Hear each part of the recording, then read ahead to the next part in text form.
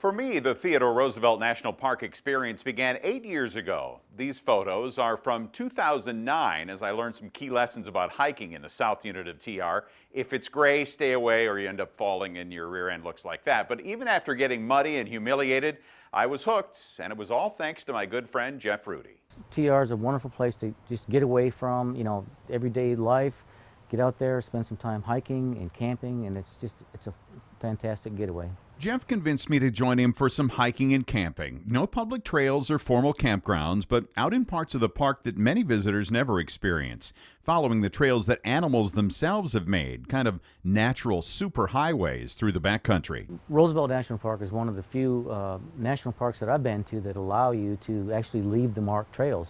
And so we have always just followed the animal trails and got ourselves lost that way. We hit the park a few times a year in every season, from late winter when snow still blankets the hills and valleys, and sometimes snowstorms can hit unexpectedly, to springtime when new colors emerge, creating amazing vistas, to summertime when heat can be oppressive and snakes come out in the open or sometimes hide to cool off, to autumn when the color show hits its peak.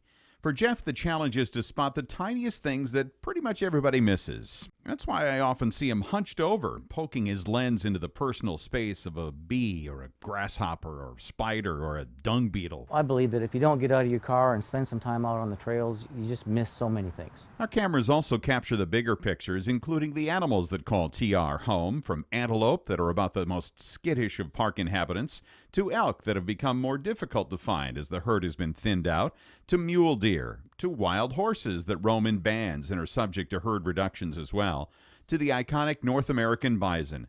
Those are the critters that almost anyone driving the scenic trail through the park will see, sometimes causing a TR traffic jam. There are many other living things to be seen too, coyotes and prairie dogs. This coyote looks for a prairie dog lunch, I think. There are many birds, different sizes, colors, shapes, even eagles, and if you look closely, eagles' nests.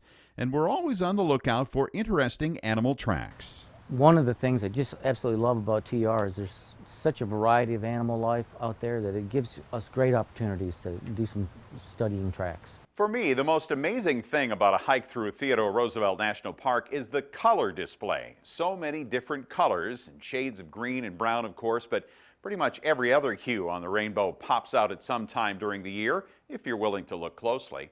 And the good news is that the show of color continues even after sunset. Give it a try. Take a trip to TR or do some hiking on trail or off, and keep your eyes open because you never know what you'll see. Jim Olson, KX News.